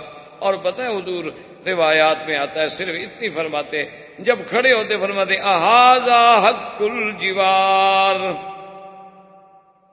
بس، اور صرف اتنی بات حضور فرماتے کہ کیا ہمسایہ گیری کا یہی حق ہے جو تم کر رہے ہو؟ چلو تمہیں میری نبوت پر ایمان نہیں، تمہیں میری رسالت پر ایمان نہیں، لیکن ہمسایہ گیری کے بھی تو کچھ اصول ہے نا۔ اور اسلام نے تو ہمسائے کو اتنا بڑا مقام دیا ہے، اتنا بڑا مقام دیا ہے کہ صحیح حدیثوں میں موجود ہے کہ حضور نے فرمایا جبریل یوصینی فی الجار فخفت ان یورثہ، کہ اللہ تبارک و تعالی نے بار بار جبریل کو بھیجا کہ ہمسائے کے حقوق کا خیال کرو، ہمسائے کے حقوق کا خیال کرو۔ حضور نے فرمایا میں تو ڈر گیا کہ کہیں پتہ نہیں اللہ تبارک و تعالی ہمسائے کو بھی میراث میں حقدار بنائیں گے کہ جیسے بیٹے بیٹیوں کو حصہ دیتے ہو ہمسائے کو بھی حصہ دو، یعنی اتنا بڑا حق ہے۔ اور عرب کا ایک محاورہ بھی ہے کہ الجار جار ولو جار، کہ جار جو ہے ہمسایہ ہمیشہ ہمسایہ ہی ہوتا ہے، چاہے وہ ظالم بھی کیوں نہ ہو، چاہے ظلم بھی کیوں نہ ہو، آخر ہمسایہ۔ اور حق الجوار جو ہے یہ تو بڑی مشہور سی بات، تو حضور صرف اتنی بات فرماتے اہذا حق الجوار، مکے والوں یہی ہمسایہ گیری کا حق ہے جو تم کر رہے۔ لیکن انہوں نے کہاں باز آنا تھا جی، وہ تو دشمن تھے، ان کا تو پروگرام ہی یہی تھا کہ حضور صلی اللہ علیہ وسلم کو اتنا ستایا جائے، اتنا تنگ کر دیا جائے کہ اللہ کا نبی جو ہے دعوت توحید کی تبلیغ سے باز آ جائے۔ ایک دن ابو جہل بدبخت نے ایک اور تجویز سوچ لی، اس نے سب قریش کے سردار بیٹھے ہوئے تھے، اس نے کہا بھی بات سنو، یہ گھر کے آگے ہم نے گندگی ڈالی ہے، سب کچھ کیا ہے، راستے میں بھی کوڑا کرکٹ ڈالا ہے، کبھی کبھی حضور پہ بھی پھینک دیتے تھے بدبخت، لیکن اس سے بھی تو حضور کی دعوت میں کوئی کمی نہیں آئی، تو اب ایسا کریں کہ جب حضور اللہ کے گھر میں عبادت کر رہے ہوں نا تو اسی قسم کی کوئی کوڑا کرکٹ جو ہے حضور کی نماز کی حالت میں حضور کے اوپر ڈالا جائے۔ چلو بھی جتنے آدمی بیٹھے تھے نے کہا بتاؤ کون ایسا کرے گا؟ تو یہ عقبۃ ابن ابی معیط، اس نے کہا کہ میں کہوں۔ یہ اسی انتظار میں تھا کہ ایک دن کچھ لوگ آئے، انہوں نے آ کر ایک اونٹ ذبح کیا، ان کی عادت تھی نا کہ بتوں کے آستان پہ آ کے اونٹ چڑھاتے تھے اور دمبے اور جانور ذبح کرتے تھے۔ انہوں نے جب اونٹ کو ذبح کیا کہ زمزم کے اس طرف حضور صلی اللہ علیہ وسلم بھی عبادت میں نماز میں مشغول تھے، اور آپ زیادہ تر نماز پڑھتے تھے ما بین الرکنین، حجر اسود اور رکن یمانی کے درمیان، زیادہ حضور یہاں بیٹھ کے نفل پڑھتے، نماز پڑھتے۔ اور وجہ علماء نے یہ بھی لکھی ہے کہ یہاں سے جب آپ یوں کھڑے ہوتے مسجد اقصیٰ کی طرف رخ کرتے تو یہ کعبہ بھی تو درمیان میں آ جاتا تھا، نماز اسی کی طرف پڑھتے تھے، لیکن کھڑے ایسی جگہ ہوتے کہ یہ کعبۃ اللہ جو ہے یہ بھی درمیان میں رہے۔ تو سرکار دو عالم صلی اللہ علیہ وسلم نماز پڑھ رہے تھے کہ انہوں نے اونٹ ذبح کیا، اور اس کا اندر کی جو آنتیں اور امعاء اور اندر کی جو اس کا سارا یعنی گندگی کا بھرا ہوا مجموعہ تھا، اس عقبۃ ابن ابی معیط بدبخت نے وہ وہاں سے اٹھایا، فجعل علی راسہ، سرکار دو عالم کے سر مبارک پہ، حضور سجدے میں ہیں اور سر پہ رکھے، اور حضور کی زبان پہ جاری ہے سبحان ربی الاعلی، سبحان ربی الاعلی، سبحان ربی الاعلی، اللہ تیری ذات بہت بلند ہے، ہر چیز سے، ہر نقصان سے پاک ہے۔ حضور صلی اللہ علیہ وسلم اسی سجدے کی حالت میں، تاریخوں میں آتا ہے، روایات میں آتا ہے کہ جب قریش نے دیکھا فضحکوا ضحکا، اتنا ہنسے کہ ایک دوسرے پہ گر رہے ہیں اور ٹوٹ پڑ رہے ہیں۔ وہ دیکھو جی، وہ دیکھو جی اللہ کے نبی، دیکھو دیکھو کیسے عبادت کر رہا ہے، کہ دیکھو جی اونٹ اوپر ہے اور اللہ کا نبی نیچے ہے، اور سارے چہرے پہ خون ہے اور ساری اس کی گندگی ہے، اور کافر خوش ہو رہے ہیں۔ میرے بھائی، آپ کو اور ہمیں تو اللہ کے راستے میں پتہ نہیں کبھی کانٹا بھی لگا ہے کہ نہیں لگا۔ آپ کو اور ہمیں اللہ کے دین کی تبلیغ میں کبھی کسی نے کوئی بات بھی کہی ہے کہ نہیں کہی، بلکہ آج کل تو ماشاءاللہ مولوی صاحبان کو دعوتیں ہوتی ہیں، بڑے بڑے کھانے ہوتے ہیں، پھر سواریاں آتی ہیں، اس کے بعد جناب اہتمام ہوتے ہیں، آرام ہوتے ہیں۔ تو یہ، لیکن اللہ کے نبی کی دعوت کا انداز دیکھیں کہ ذرا آنکھیں بند کر کے تصور تو کریں کہ عالم کیا ہوگا۔ آپ خود سوچ لیں کہ اگر آپ سجدے کی حالت میں ہوں اور آپ کے ساتھ کوئی ایسا کرے تو آپ پہ کیا گو۔ لیکن چونکہ اللہ کے نبی اللہ کے احکام کے پابند ہوتے ہیں، حضور اسی حالت میں ہیں۔ عبداللہ ابن مسعود رضی اللہ تعالیٰ عنہ آئے، انہوں نے دیکھا کہ اس حالت میں اللہ کے نبی ہیں۔ وہ فرماتے ہیں لیکن میں ضعیف تھا، کمزور تھا، اب میری طاقت تو نہیں تھی کہ اتنے قریش کا میں مقابلہ کر سکوں۔ میں چپکے سے گیا اور میں نے جا کے حضرت فاطمہ الزہرا رضی اللہ تعالیٰ عنہ، حضور صلی اللہ علیہ وسلم کی بیٹی کو جا کے کہا کہ یہ واقعہ حرم میں ہو گیا، لیکن میں تو کچھ نہیں کر سکتا۔ اور سیدہ فاطمہ الزہرا رضی اللہ تعالیٰ عنہ کا بھی بچپن ہے، بالکل بچپنا ہے، لیکن آپ آئیں غصے میں، اور اللہ نے اتنی قوت دی کہ بی بی صاحبہ نے پکڑا اور اتارا حضور صلی اللہ علیہ وسلم کے سر مبارک سے، اور حضور نے بھی سجدے سے سر اٹھایا۔ تو بی بی فاطمہ الزہرا نے جب دیکھا کہ سامنے قریش کے سردار اور روسا جو ہے کھڑے ہنس رہے ہیں، تو نے کہا اللہم علیہ، یا اللہ ان بدبختوں کو پکڑ جنہوں نے تیرے نبی کے ساتھ اتنا بڑا ظلم کیا، تیرے پیغمبر کے ساتھ اتنا بڑا ظلم کیا۔ یعنی مقابلے کی بھی کوئی حد ہوتی ہے، گستاخی کی بھی کوئی حد ہوتی ہے، یہ بھی کوئی یعنی انسانیت ہے۔ اگر ذرہ کے برابر بھی کوئی رمق باقی ہو تو کوئی انسان ایسی حرکت سوچ سکتا؟ حضور صلی اللہ علیہ وسلم بھی غصے میں آ گئے۔ حضور نے بھی فرمایا اللہم علیک بعقبہ، اللہم علیک بعتبہ، اللہم علیک بشیبہ، اللہم علیک بالولید بن المغیرہ۔ آپ نے فرمایا کہ یا اللہ ان سب پر اپنا قہر نازل کر، ان کو اپنے قہر میں پکڑ لے۔ تو صحابی کہتا ہے کہ جب حضور کے مبارک منہ سے یہ لفظ نکلے تو میں نے دیکھا کہ کافروں کے رنگ جو تھے وہ اڑ گئے اور سب پریشان ہو گئے۔ جو پہلے ہنس ہنس کے ٹوٹ رہے تھے اب ایسے ہو گئے جیسے ان کے چہرے پہ کوئی خون ہی نہیں ہے۔ انہوں نے کہا کچھ ہو لیکن محمد کی دعا لگے گی۔ نبی نہیں مانتے لیکن دعا بد دعا سے ڈرتے، نبوت کا اقرار نہیں کرتے لیکن بد دعا سے اتنی ڈرتے ہیں کہ انہوں نے کہا کہ بالکل ہم نہیں بچ سکتے۔ اب انہوں نے بالکل خائف بھی ہوئے، چپ بھی کر گئے۔ حضور صلی اللہ علیہ وسلم نے اس کے علاوہ کوئی بات نہ کی، آ کر کافروں سے کچھ نہیں کہا، چپ کر کے آپ گھر تشریف لے گئے اور اسی طرح اپنی عبادات میں مستمر رہے۔ یعنی جو عبادت کا، دعوت کا، تبلیغ کا سلسلہ تھا وہ جاری۔ ابو جہل نے اب پھر ایک دفعہ دار الندوہ میں سارے قریش کو جمع کیا۔ اس نے کہا کہ بھی ہماری تو کوئی ترکیب جو ہے وہ کارگر نہیں ہو رہی۔ اور خدا کی شان دیکھو کہ اسی اثنا میں ایک عجیب حادثہ ہوا کہ جو مسلمان ہجرت کر کے تشریف لے گئے تھے نا حبشہ کی طرف، جن کے بارے میں آپ پہلے پڑھ چکے ہیں، اب ان کا عدد جو تھا تقریباً 83 پر پہنچ چکا تھا۔ 80 اور 3 آدمی جو تھے وہ بیوی بچوں کے ساتھ حبشہ میں دن گزار رہے تھے۔ اور ماشاءاللہ وہاں کا بادشاہ اچھا تھا، کسی پہ ظلم و ستم کرتا نہیں تھا، ان کی زندگی بڑی اچھی گزر رہی تھی۔ لیکن ان کو اطلاع ملی کہ بھئی مکے کے قریش جو ہیں وہ تو مسلمان ہو گئے۔ وہ صحابہ بڑے خوش ہوئے، انہوں نے کہا بھی جب ہماری قوم مسلمان ہو گئی، قریشی مسلمان ہو گئے، تو اب ہم حبشے میں کیوں مہاجروں والی زندگی گزاریں، چلو واپس اپنے ملک میں چلتے ہیں۔ حالانکہ اس کی وجہ کیا تھی؟ یاد رکھیں کہ سورۃ النجم جب اتری اور حضور صلی اللہ علیہ وسلم نے تلاوت کی، اس میں بھی دو روایت ہیں۔ ایک روایت مبارک میں تو یہ آتا ہے کہ حضور جب سورۃ النجم پڑھ رہے تھے تو شیطان نے ان کے دل و دماغ میں یہ جملے بھی ڈال دیے کہ تلک الغرانی کلا ان شفاعتہن ترتجا۔ تو نے کہا کہ اچھا آج تو حضور ہمارے بتوں کی بھی تعریف کر رہے ہیں، تو اب جب حضور سیدھے میں گئے تو کافر بھی سیدھے میں چلے گئے۔ ایک روایت یہ بھی ہے،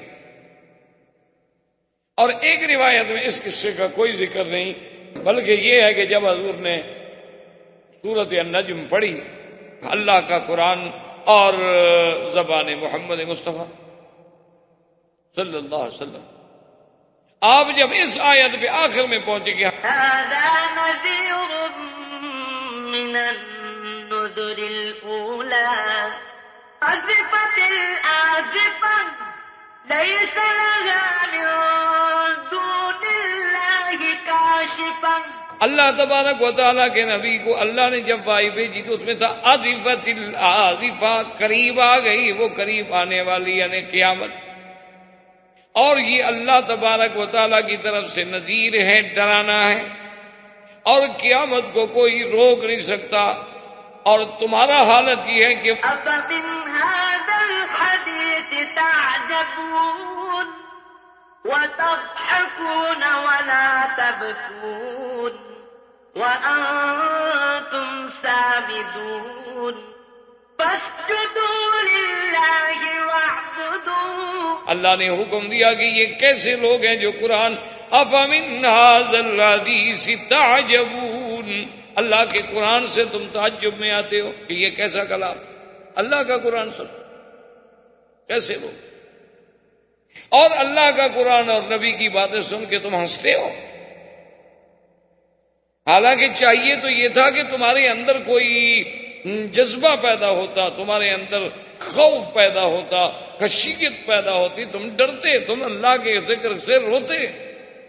اللہ والے تو اللہ کا قرآن سن کر ان کی تو ہچکیاں بن جاتی تھیں، اور کبھی کبھی یہ بھی ہوتا تھا، حدیثوں میں موجود ہے کہ کبھی کبھی ایسی آیت بھی اتری ہے کہ حضرت عمر ایک آیت سن کے بیمار ہو جاتے تھے، بستر سے اٹھ نہیں سکتے تھے، لوگ آتے تھے عیادت کرنے کے لیے کہ کیا حال ہے، خیریت ہے؟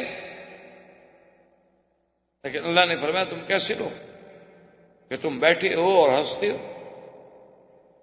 تو جب اللہ کا حکم آیا کہ فَاسْجُدُوا لِلَّهِ وَاعْبُدُوا فَسَجَدَ رَسُولُ اللَّهِ، حدیث میں آتا ہے کہ حضور سجدے میں گر گئے، مسلمان بھی سجدے میں گر گئے، اور کافروں پر بھی قرآن کا اتنا اثر ہوا کہ وہ کچھ نہ سمجھے لیکن وہ بھی سجدے میں گر گئے۔ قرآن کا ایک اثر، کیسے اثر؟ ہمیں کچھ دوستوں نے سنایا کہ ایک دفعہ، پہلی دفعہ جب قاری عبد الباسط، اب تو وہ بھی فوت ہو گئے، اللہ ان کی قبر پہ رحمتیں فرمائے، وہ جب پاکستان میں تشریف لائے تو ایک علاقے میں انہیں دعوت دی گئی تلاوت قرآن کے لیے، اور وہ جب آتے تھے تو بڑے بڑے اجتماع ہوتے تھے، لاکھوں کے قرآن سننے کے لیے لوگ آتے تھے، بڑے بڑے قاریوں کے اجتماع ہوتے تھے، اور ایک عجیب منظر ہوتا تھا کہ رات کا سما ہے اور اللہ کے قرآن کی تلاوت ہو رہی ہے، اور پوری دنیا سے، ملک سے چنے ہوئے قاری آ رہے ہیں، اور ہر قاری کا پھر اپنا ایک انداز۔ تو وہاں پر ایک رافضی تھا، ایک شیعہ تھا، جو اس علاقے کا بہت بڑا سردار بھی تھا، اور اس علاقے کا وہ ایک سیاسی لیڈر بھی تھا، اور اس علاقے میں صوبائی وزیر کے لیول کا بھی آدمی تھا، عہدے کا۔ تو وہ نہ آیا دعوت، تو اس سے جا کے ایک وفد ملا، انہوں نے کہا کہ جناب آپ کیا کر رہے ہیں، چلو تقریریں ہوں، جلسے ہوں تو پھر بھی ہے، وہ اصل میں تھا رافضی شیعہ تھا، تو پھر تو چلو تو آپ نہ جائیں گے، چلو بھی اہل سنت کا جلسہ ہے، ممکن ہے ہمارے بارے میں کوئی سخت لفظ کہیں گے، اور یہاں تو کوئی مقصد ہی نہیں، یہاں تو صرف تلاوت قرآن ہوگی، اب کوئی اردو کا، کوئی اپنی زبان کا، کوئی تقریر کا تو ایک لفظ بھی نہیں ہوگا۔ اس نے کہا کہ بھائی ٹھیک ہے، لیکن سنیوں کا پروگرام ہے، اور پھر ہم قرآن سمجھتے نہیں ہیں، ہمیں عربی تو آتی نہیں، وہ سیاسی آدمی تھا نا، اس نے بہانہ بنایا، انہوں نے کہا ہم تو قرآن سمجھتے نہیں، تو بغیر سمجھے ہوئے سننے کا کیا فائدہ جب آدمی سمجھ نہ سکے؟ انہوں نے کہا جی بغیر سمجھنے کے بھی اللہ پاک ثواب تو دیتے ہیں۔ مجبور کیا لے آئے، تو وہ بھی چونکہ اس علاقے کا ایک انتہائی اہم آدمی تھا، اسٹیج پہ بیٹھا تھا، تو سب قاری پڑھتے. اب قاری عبد الباسط کی جب باری آئی اور قاری عبد الباسط نے جناب جب قرآن شریف پڑھنا شروع کیا اور وہ رنگ اور سما بندھا نا جی، تو وہ اتنا بے ہوش ہوا کہ وجد میں اپنی میز سے کرسی سے گر کے نیچے جا. اسے پتہ ہی کوئی نہیں تھا کہ میں کہاں پڑا ہوں، کہیں ٹوپی پڑی ہے، کہیں کچھ پڑا ہے، اور جناب وہ مٹی میں پڑا ہوا ہے. لوگوں نے اٹھایا، کیا ہو گیا؟ اس نے کہا مجھے نہیں پتا.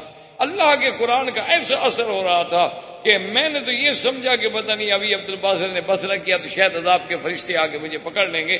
میں تو ڈر کے مارے گر گیا. تو قرآن پاک کا تو ایک اثر تو ہوتا ہے نہیں، چاہے دوست ہو چاہے دشمن ہو، کیونکہ دنیا کی کوئی طاقت اس کے اعجاز کا مقابلہ نہیں کر سکتی. تو یہ بات اصل میں حبشے میں پہنچی کہ بھئی قریش مکہ بھی سجدے میں گر گئے، حضور کے ساتھ نماز پڑھی، تم نے سمجھا مسلمان ہو گئے. حالانکہ وہ مسلمان تو نہیں ہوئے، تو ایک وقتی بات، ایک حادثہ، اتفاق. کچھ صحابہ بیچارے ہجرت کر کے گئے تھے جو حبشہ سے واپس آ گئے، لیکن جب مکے میں پہنچے آگے دیکھا بھی آگے تو وہی بات ہے جو پہلے تھی.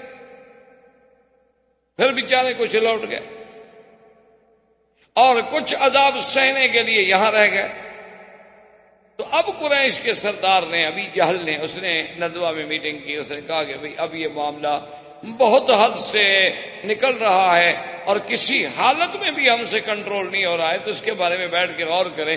بڑے غور و فکر کے بعد فیصلہ ہوا کہ مقاطعہ کیا جائے. مقاطعہ کا معنی سمجھتے ہیں بائیکاٹ. بھئی کیا بائیکاٹ کیا جائے؟ انہوں نے کہا کہ جی کوئی آدمی محمد رسول اللہ صلی اللہ علیہ وسلم کے خاندان بنو ہاشم سے کوئی آدمی بھی لین دین نہ کرے، کوئی آدمی بنی ہاشم جو ہیں بنی ہاشم کے پاس نہ جائے، کوئی آدمی بھی بنو ہاشم کو اعانت نہ کرے، اور لا یتزوجہم ولا یزوجہم، نہ تو ان سے شادی کرے اور نہ ان کو کوئی رشتہ دے. بنو ہاشم کے ساتھ بالکل مقاطعہ، پکا مقاطعہ کر دیا جائے. انہوں نے کہا جی کیوں؟ انہوں نے کہا اب اس کے علاوہ حل کوئی. اب جب مقاطعہ شروع ہوا حضور صلی اللہ علیہ وسلم سے تو ابی طالب کو بھی غصہ آیا. ابی طالب نے بنو عبد المطلب، بنی عبد مناف، بنو ہاشم کو بلا کے میٹنگ کی. اس نے کہا کہ دیکھو مکے والوں نے بائیکاٹ کر دیا ہے محمد رسول اللہ صلی اللہ علیہ وسلم خاندان سے، تو بتاؤ تم ساتھ دو گے؟ انہوں نے کہا نہیں ہم تو ساتھ دیں گے. ٹھیک ہے چلو، اب مسلمان نہیں تھے سارے.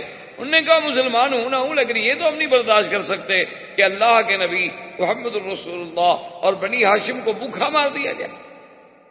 ہم تو ان کا ساتھ. جب ابو جہل کو پتہ چلا کہ بھی بنی عبد مناف، بنی ہاشم، بنی عبد المطلب یہ سب کے سب محمد عربی صلی اللہ علیہ وسلم کا ساتھ دینے کے لیے کھڑے ہیں، تو اس نے پھر میٹنگ کال کر لی. اس نے کہا بات سنو، اب ہمارا ان سب سے مقاطعہ ہے، ان تمام سے ہمارا مقاطعہ ہے. اور انہوں نے کہا ایسے بات نہیں چلے گی، بلکہ فقط ابو صحیفۃ فعلقوها فی داخل الکعبۃ المشرفہ، ایک صحیفے پر انہوں نے شرط لکھ لی کہ بھی بنی ہاشم، بنی عبد مناف، بنی عبد المطلب، ان کے ساتھ ملنا ملانا، کھانا پینا، بیچنا لینا دینا، نکاح رشتہ سب بند. اور یہ معاہدہ لکھنے کے بعد کعبہ شریف کے اندر اس کو لٹکا دیا. ان کی عادت تھی کہ کوئی اگر اہم قسم کا کوئی معاہدہ ہوتا تو یہ اس کو کعبۃ اللہ میں لٹکا دے. اب جناب مقاطعہ شروع ہوا تو ابی طالب نے بھی سوچا کہ بھئی یہ مکے میں تو اتنی پابندیاں ہیں، اس کا ہم کب تک مقابلہ کریں گے؟ تو یہ لوگ مکے سے اٹھ کے باہر وادی میں چلے گئے، جس کا نام شیب ابی طالب پڑ گیا. ابھی بھی ایک علاقے کو شیب ابی طالب کہا جاتا ہے، لیکن علماء تاریخ نے لکھا ہے کہ وہ یہ جگہ نہیں تھی، بلکہ وہ تو بہت مکہ سے کچھ بہت دور تھی. یہ بھی ابی طالب کا چونکہ جگہ تھی، اس لیے یہ بھی شیب ابی طالب کہلاتا. آپ اگر مروہ کی جانب سے نکلیں تو جہاں مولد الرسول صلی اللہ علیہ وسلم ہے، جہاں حضور پیدا ہوئے، اب وہاں مکتبہ ہے، حرم کی لائبریری ہے دینی کتابوں کی. اس سے آپ غزے کی طرف اگر جائیں تو جب آپ اوپر کے حصے میں جائیں گے تو یہ علاقہ شیب ابی طالب ہے، اور پھر اس کے ساتھ شیب عامر ہے. اور شیب عامر کے ساتھ اب جہاں آپ نے دیکھا ہوگا نا کچھ سرنگیں آگے ملتی ہیں، یہ وہ جگہ ہے جس کا نام ہے خندمہ. یہ وہ جگہ ہے خندمہ جس کے بارے میں تاریخ میں ایک بڑا مشہور جملہ ہے عربوں کے ہاں کہ اکرما فر من خندمہ، کہ اکرما جو تھا وہ فتح مکہ کے دن اسی خندمہ کی جگہ سے بھاگا تھا، فرار ہو گیا تھا۔ تو اب جناب وہ باہر چلے گئے، انہوں نے کہا کہ چلو ہم باہر جا کے رہتے ہیں مکے والوں کے ساتھ، اب ہم کیا کریں جب بھی ہمارے ساتھ ملتی ہی نہیں۔ تو اب انہوں نے آپس میں جو کچھ ایک دوسرے کے ساتھ تھا وہ مدد کی، لیکن آخر وہ مدد کب تک چلے؟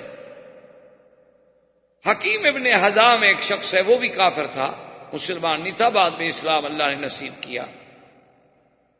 اس کو جب پتہ چلا تو وہ تو اونٹ پر سامان لے کر، کھانے پینے کا سامان لے کے چلا، کبھی کچھ ہو جائے لیکن میں یہ پہنچاؤں گا بنی عبداللہ، بنی ہاشم کو اور بنی عبد المطلب کو، بڑی رشتہ داری۔ تو جب وہ حکیم ابن حزام آیا مکہ کے قریب تو ابھی جہل راستے میں مل گیا بدبخت، اس نے کہا الی این یا ابی حکیم ابن حزام، فقال ھذا شانی، انہوں نے کہا کہاں جا رہے؟ کہا میری مرضی، کیوں جھوٹ بھی تو نہیں بولنا چاہتا تھا۔ اس نے کہا ہاں مجھے پتا ہے کہ تم یہ بنی ہاشم کی مدد کے لیے جا رہے ہو، تمہاری رشتہ داری ہے نا بنی عبد المطلب کے ساتھ، تو آج تمہارا دل بھی پسیج گیا۔ اس نے کہا چھوڑو، میں جہاں بھی جا رہا ہوں میری مرضی۔ اس نے کہا کہ نہیں، یہ نہیں ہو سکتا، میں تمہیں نہیں چھوڑ سکتا کہ تم جا کے میرے دشمنوں کو کھانے پہنچاؤ۔ فجاء ابی البختری، ابی البختری نامی ایک شخص تھا، وہ بھی آ گیا، وہ بھی سرداروں میں سے تھا۔ اس نے کہا کیا بات ہے؟ حکیم بن نظام نے کہا کہ دیکھو میں جا رہا ہوں، اور یہ ابھی جہل کہتا ہے کہاں جا رہے؟ میں نے کہا میری مرضی، میں جہاں جاؤں۔ تو اس نے کہا ابھی جہل سے، اس نے کہا ابھی جہل عجیب بات ہے، حکیم ابن حزام کوئی عام آدمی ہے، وہ بھی تو سردار ہے، کیا تم ہر آدمی کے گلے میں لگ رہے ہو؟ تو وہ حر ہے، آزاد ہے، اس کی مرضی جہاں جائے۔ انہوں نے کہا نہیں، یہ تو میرے دشمنوں کو کھانے خوراک پہنچانے کے لیے جا رہا ہے، اور ہم نے تو ان کا حصار کیا ہوا ہے، اقتصادی بائیکاٹ کیا ہوا ہے ان کے ساتھ، اور ہم ان کو تکلیف دینا چاہتے ہیں، اگر ان کو خوراک پہنچتی رہے تو تکلیف تو ختم ہو گئی۔ لیکن ابی البختری نے کہا، اس نے کہا ابھی جہل ہٹ جاؤ، ابھی جہل نے کہا نہیں ہٹوں گا۔ تو ابی البختری نے مارا ابھی جہل کو، ابھی جہل وہاں سے شرمندہ ہو کر اس نے کہا تم کون ہو کہ ہر سردار کا راستہ روکتے ہو؟ اگر یہ ہے تو پھر میں بھی اس کے ساتھ۔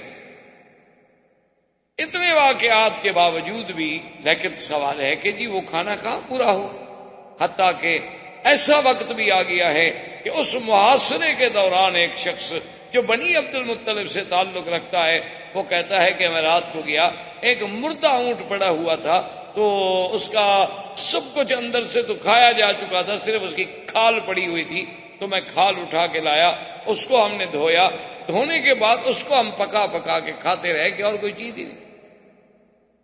آج تو ہم گھر میں بیٹھ کے اللہ کی 10 نعمتیں کھاتے ہیں اور اللہ کا شکر نہیں کرتے۔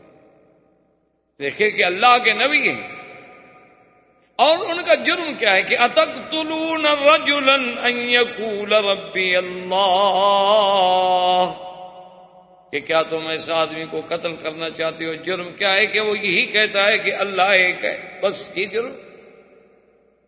بھئی تم اسلام نہیں لانا چاہتے، نہ لاؤ۔ یہی کافروں کی الٹی منطق ہے، یہی وہ کافروں کی ابتداء آفرینت سے لے کر آج تک الٹی منطق ہے کہ اگر خود کوئی بات کریں تو کہتے ہیں جی یہ تو حریت ہے، انسانی حقوق کی بات ہے، اور انسان کے حقوق ہیں، لیکن کیا وہ حقوق مسلمانوں کے نہیں ہیں؟ کیا مسلمان انسان نہیں ہے؟ اگر حقوق انسانی کے تم اتنے بڑے علمبردار ہو تو جہاں 50 لاکھ مسلمان شہید ہوتا ہے وہاں تمہیں حقوق انسانی نظر نہیں آتا۔ یہی حال اس وقت بھی تھا کہ ابو جہل اور تمام کافر، ابی لہب، عتبہ، عتیبہ، شیبہ، ربیعہ، ولید بن المغیرہ، اعداء اسلام، ان کے گھروں میں تو کھانے پک رہے ہیں، اور بنو عبد المطلب کے گھر میں، ابی طالب کے گھر میں، بنی ہاشم کے گھر میں سیدنا محمد الرسول اللہ صلی اللہ علیہ وسلم کے گھر میں فاقہ۔ اسی لیے علماء نے لکھا ہے کہ جس عالم کی تقریر پر یا جس جماعت کی تحریک پر، تنظیم پر، کام پر کوئی مخالف نہ ہوں، سب راضی ہوں، تو سمجھ لو کہ وہ حق کی جماعت نہیں، کیونکہ اگر سب راضی ہوتے تو پھر تو حضور پہ راضی ہوتے، حضور سے بڑی شان کس کی ہے؟ سب راضی ہوتے تو پھر تو صحابہ بھی راضی ہوتے. سب راضی ہونے کا معنی یہ ہے کہ وہ مولوی کبھی حق کا کلمہ نہیں کہتا بلکہ وہ ہر لوگوں کو خوش کرتا رہتا ہے. محرم آیا تو شہادت حسین پڑھ دی، 11ویں کا دن آیا تو 11ویں شریف کی فضیلت بیان کر دی، کوئی عرس شریف کا مقام آیا تو حضرت معین الدین اجمیری کی کراماتیں سنا دی، کوئی حضرت محبوب گیلانی کو ماننے والے لوگ زیادہ آ گئے تو حضرت گیلانی کے فضائل بیان کر دیے.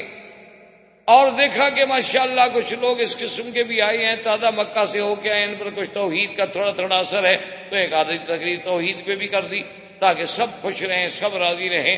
تو اس قسم کے لوگ مداہن ہوتے ہیں، اللہ کے دین کو صحیح بیان نہیں کرتے. ورنہ حق بات بیان جب آپ کریں گے، اگر 10 آدمی راضی ہوں گے تو 2 تو ناراض ضرور ہوں. جب مقاطعہ کی اتنی بڑی صورت ہو گئی تو ایک دن بیٹھے بیٹھے عمرو ابن ہشام ایک شخص تھے، اس کے دل میں خیال آ گیا کہ کتنا بڑا ظلم ہے کہ بھئی ہم سب کھانے کھائیں، سودے لیں. اور پھر ابو جہل کیا کرتا کہ باہر سے کوئی قافلہ تجارتی آ رہا ہے تو راستے میں پہنچ جاتا کہ اچھا بھی یہ کتنے کی ہے بوری؟ اس نے کہا 100 ریال. اس نے کہا میں 200 دیتا ہوں لیکن بڑی عبد المطلب کو نہیں دینی. وہ سارا خرید لیتا، اسٹاک کر لیتا. لیکن میرے آقا سرکار دو عالم اس تکلیف کے باوجود، اس تنگی کے باوجود، اس جو کے باوجود اپنی دعوت پہ، اپنے مشن پہ قائم. مجال ہے کہ ایک دن بھی حضور کی دعوت میں تھوڑا سا کمزوری آئی. اس نے سوچا، اس نے کہا کہ چلو میں اکیلا تو کچھ نہیں کر سکتا. وہ آیا پھر حکیم ابن حزام کے پاس. اس نے کہا یار یہ بڑا ظلم نہیں ہے؟ اس نے کہا ہم کیا کریں؟ اس نے کہا وہ صحیفہ جو نے لکھ کے کعبہ شریف میں لٹکایا ہوا ہے نا، اس صحیفے کو پھاڑ ڈالتے ہیں، کہتے ہیں بھی ختم کرو، یہ کیا غلط معاہدہ ہے. انہوں نے کہا ہم 2 آدمی بھی کیسے پھاڑ سکتے ہیں؟ ادھر تو قبیلہ ہیں، اتنے بڑے قبیلے ہیں، ہم 2 آدمی کے. انہوں نے کہا چلو ایسا کرتے ہیں کہ چلو کوشش کرتے ہیں کہ ایک آدھا آدمی ہمارے ساتھ اور بھی مل جائے. تو وہ زہیر کے پاس آئے، اس سے بات کی. اس نے کہا کہ اس مسئلے میں تو بھائی میرا بھی دل کہتا ہے میں تمہارے ساتھ. انہوں نے کہا دیکھو اب ہم 3 آدمی تو ہو گئے. لیکن ہشام جو تھا وہ آدمی بڑا سمجھدار تھا. وہ کہنے لگے یار 3 آدمی بھی کوئی اتنی بڑی طاقت نہیں ہوتی، کیوں نہ ہم ابو البختری سے بات کریں. ابو البختری کے پاس ہے. اس نے کہا میں بھی تمہارے ساتھ ہوں، یہ تو واقعی زیادتی کی بات. ابو البختری نے کہا کہ عبداللہ بن الاسود سے بھی بات کرو. اس کے بعد انہوں نے کہا میں بھی تمہارے ساتھ ہوں، یہ تو واقعی زیادتی ہے کہ بھئی ایک مقاطعہ کر دیا جائے اور زندہ انسانوں کو مار دیا جائے، ان کو خوراک نہ جانے دی جائے. تو اب یہ 5 آدمی آئے اور جب مکے کے سردار دار الندوہ میں کعبۃ اللہ کے قریب بیٹھے ہوئے تھے تو ان میں سے ایک کھڑا ہوا اور اس نے کہا کہ اے قریش مکہ کے سرداروں، بات سن لو، اسلام لاؤ نہ لاؤ، دین نبی قبول کرو نہ کرو، لیکن یہ کسی کو حق نہیں پہنچتا کہ ان کا مقاطعہ کرے اور ان کے ساتھ بائیکاٹ کر دے اور حصار اقتصادی کر دے کہ دانا بند، کھانا بند، ہر چیز بند. یہ کیا ظلم ہے؟ ابو جہل اٹھا، اس نے کہا کیا کہہ رہے ہو؟ اس نے دبانا چاہا، اتنے میں دوسرا کھڑا ہو گیا، اس نے بھی وہی شور کیا. تو ابو جہل کے بھی 1-2 ساتھی کھڑے ہوئے تھے، اس کا تیسرا کھڑا ہو گیا، اس کا ایک اور ساتھی کھڑا ہوا تو ادھر سے ابو البختری کھڑا ہو گیا. جب یہ 5 آدمی کھڑے ہوئے تو اب وہ بھی ڈر گئے کہ آخر بھی یہ بھی تو 5 آدمی ہیں اور یہ بھی تو قبیلے والے ہیں. اور نے کہا کہ دیکھو قریش مکہ دیکھ لو، ابھی ہم کعبہ شریف کے اندر جا رہے ہیں اور جو تم نے وہ صحیفہ لکھ کے لٹکایا ہے، وہ اللہ کے نبی کے خلاف جو تم نے معاہدہ لکھا ہے نا، ابھی ہم اس کو لاتے ہیں اور پھاڑتے ہیں تمہارے سامنے. جرأت ہے تو پھر ہمارا بھی مقابلہ کرو. ابو جہل بھی سمجھدار تھا، اس نے سوچا کہ یہ تو مسئلہ بڑھ جائے، یہ تو بائیکاٹ کے بعد جنگ شروع ہو گئی، اور اگر ایسی بات ہو گئی تو حضور صلی اللہ علیہ وسلم کو تو یہ 5 قبیلے مفت میں مل گئے امدادی. تو وہ چپ رہا اور وہ کہتے ہیں کہ جب ہم کعبے کے اندر داخل ہوئے اور اس صحیفے کو اتارا تو کیا دیکھتے ہیں کہ اس کو تو دیمک کھا چکی ہے، صحیفے میں کوئی لفظ ہی باقی نہیں، آخری کونے کاغذ کے باقی ہیں. اللہ کو بھی یہ منظور تھا کہ یہ معاہدہ باقی نہ رہے. اور وہ باہر لے کے آئے، انہوں نے آ کے قریش کو دکھلایا، انہوں نے کہا ظالموں، جو تم نے معاہدہ کیا تھا دیکھو کعبۃ اللہ میں دیمک کیسے آ گئی اور ایک لٹکتی ہوئی چیز کو کیسے اس نے ہضم کر دیا. تو اس کا مطلب یہ ہے کہ وہ رب کعبہ بھی یہ چاہتا ہے کہ یہ ظلم ہے اور ظلم کبھی قائم نہیں رہتا. تو اب وہ مقاطعہ تھوڑا سا ختم ہو گیا. تو حضور صلی اللہ علیہ وسلم نے سوچا، اور اس وقت تک تقریباً 70 آدمی جو تھے وہ اسلام لا چکے. 83 آدمی حبشے میں موجود تھے اور 70 آدمی جو تھے وہ مکے میں موجود تھے جو اسلام لا چکے تھے. بعض لوگ جو تھے وہ کھل کے کہہ دیتے تھے حضرت عمر کی طرح، لیکن اکثر لوگ جو تھے وہ اپنے آپ کو چھپا کے رکھتے تھے، جرأت کے ساتھ کھل کے میدان میں نہیں آتے. ابھی حضور صلی اللہ علیہ وسلم سوچ رہے تھے کہ وہی سال ہے کہ جس میں پھر ابی طالب فوت ہو. اب ابی طالب حضور کا سب سے بڑا معاون، سب سے بڑا خیر خواہ، سب سے بڑا ہمدرد، غم گسار، کے جس نے 3 سال تک شیب ابی طالب میں، گویا کہ قید کی زندگی تھی نا، کہ اسی شیب ابی طالب میں ہی رہنا ہے، اللہ کے نبی کے ساتھ بیٹھا رہا. اور حالانکہ قریش نے اس کے ساتھ تو بائیکاٹ نہیں کیا تھا. اگر وہ وہاں نہ جاتے، حضور کی اعانت نہ کرتے، تو مکے والے تو کچھ نہ کہتے ان کو. لیکن اس نے کہا کہ نہیں، اگر حضور سے بائیکاٹ تو میں بھی حضور کے ساتھ. لیکن خدا کی شان ہے، ہدایت کے دروازے اور ہدایت کے فیصلے میرے اللہ کے ہاتھ میں ہیں، وہ کسی کے ہاتھ میں نہیں ہوتے. کوئی ناز یہ نہ کرے کہ میں سید ہوں، میں عالم ہوں، عالم کا بیٹا ہوں. اللہ چاہے تو کسی جاہل کو بھی ہدایت دے دیں، اور نہ چاہے تو اللہ کے نبی کا چچا ہے ابی طالب، موت قریب ہے اور حضور تشریف لے آئے. حضور نے فرمایا کل کلمۃ احاج بها عند اللہ یا امی کل کلمۃ، میرے چچا ایک دفعہ تو پڑھ لو لا الہ الا اللہ محمد الرسول اللہ. ایک دفعہ تو کلمہ پڑھ لو، قیامت والے دن میں اللہ کے آگے کہنے والا تو بنوں کہ میرے چچے نے چلو کسی حال میں صحیح کلمہ پڑھا تو تھا، میرا اللہ مہربانی کرتے. اور ابی طالب بھی چاہتا ہے اور کہتا ہے واللہ انی احب ان اقر عینک، کہتا ہے خدا کی قسم ہے میں چاہتا ہوں کہ میرے بھتیجے میں تمہاری آنکھوں کو ٹھنڈک پہنچاؤں، لیکن یعیرنی قومی، میری قوم مجھے ہمیشہ تانا دے گی کہ ابی طالب جو تھا وہ ڈر گیا، اور ابی طالب جو تھا وہ ڈر گیا، لہذا میں اس تانے کو نہیں برداشت کر سکتا. انا علی دین عبد المطلب، میں عبد المطلب کے دین پہ ہوں، میں آپ کا دین قبول نہیں کرتا. اور اسی پہ اس کو موت آ گئی. فقام رسول اللہ صلی اللہ علیہ وسلم حزینا، حضور صلی اللہ علیہ وسلم اتنے غمگین ہوئے کہ جس کی کوئی حد نہیں تھی. اللہ نے قرآن نازل فرمایا انک لا تہدی من احببت ولکن اللہ یہدی من یشاء، کہ میرا بدنی آپ کے ہاتھ میں تو ہدایت نہیں، کہ جس کو آپ محبوب رکھیں اس کو ہدایت دینے میری مرضی. میں چاہوں تو حضرت نوح کے بیٹے کو بھی ہدایت نہ دوں، میں چاہوں تو ابراہیم کے ابا آزر کو بھی ہدایت نہ دوں، اور میں چاہوں تو فرعون کی بیوی کو مومنہ بنا دوں. یہ تو میری مرضی ہے، یہ تو میرا نظام ہے، اس میں تو کوئی دخل نہیں دے سکتا. کتنے بڑے بڑے علماء ہیں جن کی اولاد جاہل، کتنے لوگ ہیں جو ان کے ماں باپ بالکل الف جاہل، لیکن اولادیں بڑے بڑے علم حاصل کر چکی. یہ اللہ کی شان ہے، اللہ کا نظام ہے. اچھا خدا کی شان دیکھیں کہ ایک طرف دشمنوں کا مقابلہ اور دوسری طرف جو معاون، ایک معاون تھا مکے میں وہ بھی مر گیا. کوئی ایک امتحان تو نہیں آیا حضور پہ.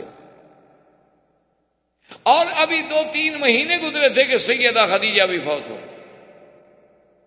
3 مہینے یا اس سے کچھ کم زیادہ.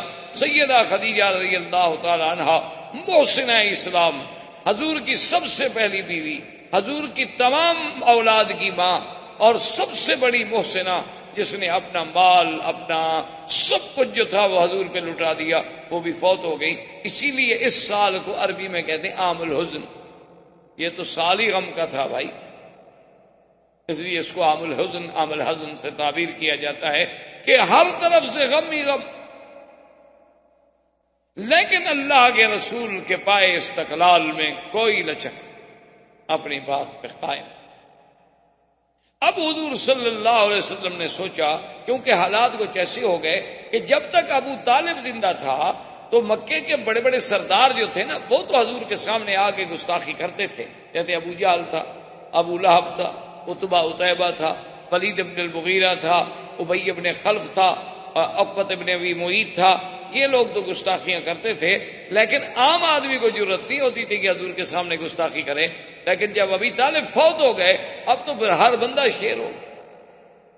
اب تو صفحائے مکہ عام بچے بھی حضور جہاں سے گزرتے تو نعوذ باللہ گالیاں، حضور جہاں سے گزرتے پتھر برساتے، حضور جہاں سے گزرتے راستے میں کانٹے بچھا دیتے۔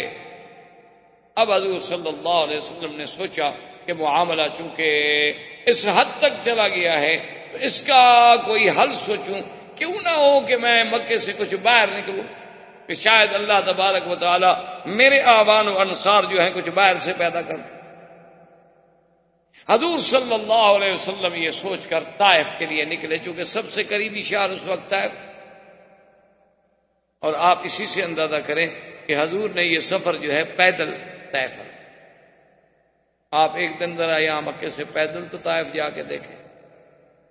ویسے تو ہم سب دعوے دار ہیں نا، مسلمان ہیں اور ماشاءاللہ حاجی صاحبان ہیں اور ماشاءاللہ عاشق رسول ہیں، اور ہم تو جی اتنے عرصے سے مکے شریف میں رہتے ہیں، مدینہ شریف میں رہتے ہیں، پتہ نہیں دل میں خیال ہوتا ہے کہ ہم سے تو اب کون بڑا ہو سکتا ہے نیکی میں، ہم تو پہنچے ہوئے لوگ ہیں۔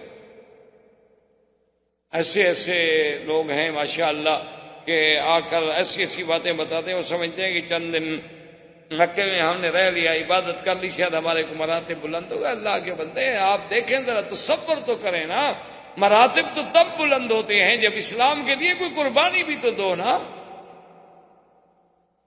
یہ کیا ہمارا اسلام ہے کہ ہم عرب 1 ارب سے زیادہ کی تعداد میں ہیں، اور بجائے اس کے کہ کافر ہم سے ڈرتا ہم کافر سے ڈرتے ہیں۔ یہ اسلام،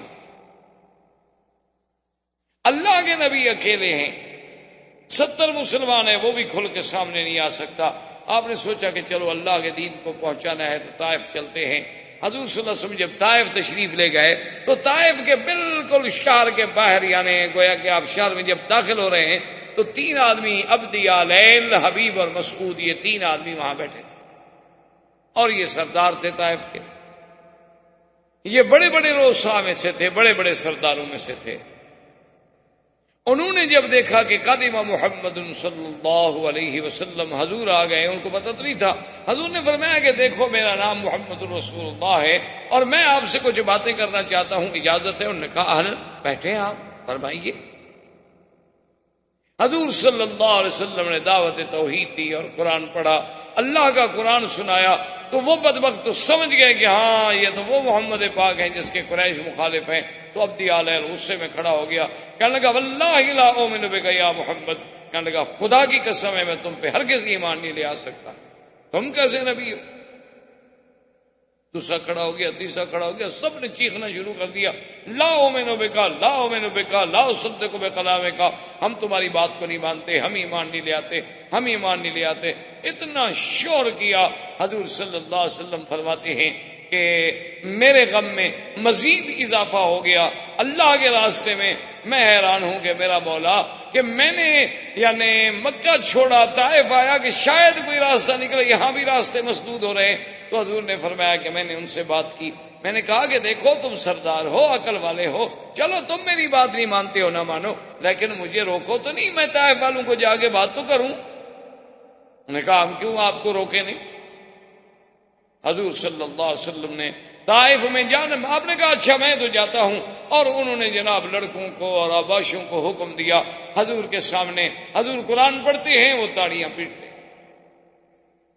یعنی آپ اندازہ فرمائیں، آپ نے کبھی اپنے ساتھی کو بھی دین کے لیے نہیں کہا ہوگا، آپ نے اپنے کبھی کسی دوست کو بھی دین کے لیے آمادہ نہیں کیا ہوگا، اور کاروں میں بیٹھ کر بھی نہیں کہا ہوگا، لیکن خود سوچیں کہ حضور پاک نے کہاں طائف ہے، پیدل چل کے پہاڑیوں میں، اور ظالم کافر جو ہیں پتھر برسا رہے ہیں اور پاؤں سے خون بہ رہا ہے، پھر بھی محمد بدری کی زبان پہ اللہ کا قرآن۔ جیسے کہ کسی نے کہا تھا نا کہ سرے دار بھی پکارا، لبے بام بھی صدا دی، میں کہاں کہاں نہ پہنچا تیری دید کی لگن میں۔ احباب کرام، اس کے بعد اب آپ اس مبارک سلسلے کی CD نمبر 9 سماعت فرمائیں۔